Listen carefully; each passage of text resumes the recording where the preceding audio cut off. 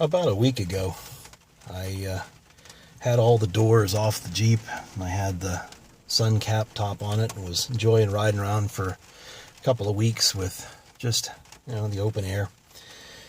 And my Jeep started having some sort of panic attacks. I don't know, anxiety maybe. The sort that, the panic button on your key, when you hit it and the horn goes off. Well, it would do that intermittently, randomly, middle of the night, middle of the day. And I was a little bit concerned. I started looking some things up online, and, battery was the first thing that was a warning. So I went to my local auto parts store and I bought the best battery I could get. I usually try to do that. Spent, $200 or $300. Put it in, didn't do anything. So I put all the doors back on, thinking that maybe there was something in one of the connectors that was fouling up. There's a computer component in the engine compartment called the BCM, the body control module, that tracks those sorts of things, whether doors are being opened when they're not supposed to be.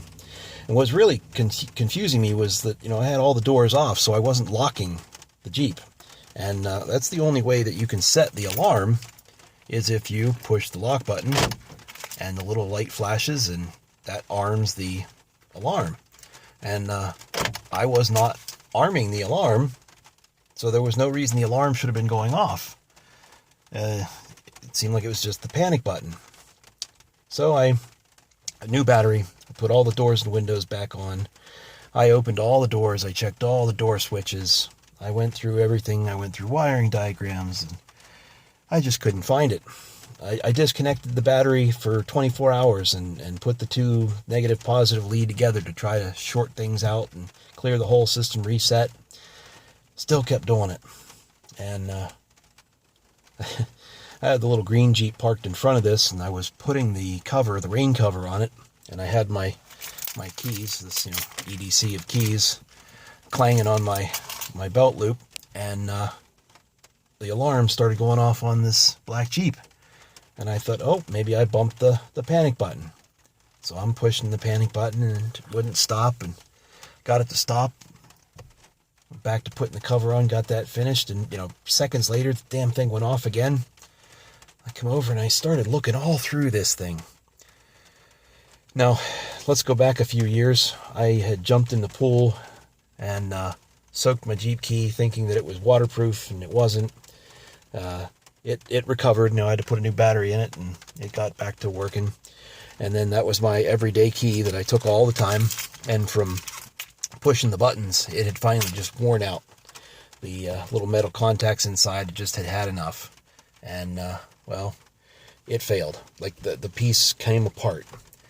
I had to go to the dealer, and $250 later, new key to have it programmed, all that bullshit. So I had a good new key then. Everything was working fine. I had taken the old key, and I thought I had the battery out of it, but I had taken the old key, and I tucked it in this little compartment, this little bungee sort of strap compartment. And I use it every now and then, like in the wintertime when I wanted to be able to start the vehicle up and warm it, but I wanted to be able to lock it.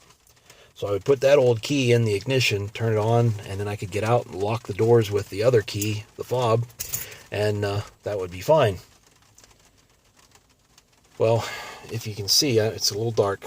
I picked up this pair of glasses that had been floating around in this Jeep the other day, and I jammed them in that little pocket.